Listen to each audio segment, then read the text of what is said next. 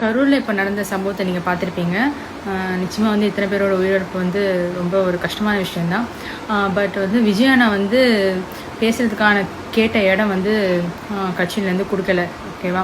அவங்க கொடுத்த இடமும் வந்து அவ்வளோ ஒன்றும் பெரிய ஸ்பேஸும் கிடையாது. அதுக்கான போலீஸ் ப்ரொடக்ஷனும் அங்கே எதுவுமே பெருசாக இல்லை.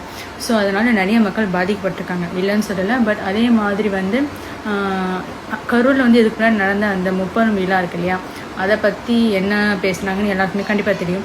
ஸோ இந்த விஜயண்ணாவோட இந்த ஸ்பீச் முடிஞ்சோடனே இதை பற்றி யாருமே பேசக்கூடாது, ஓகேவா? ஸோ நெகட்டிவாக தான் நம்ம வந்து பேசணுங்கிற மாதிரி ஆல்ரெடி பிளான்டு தான்.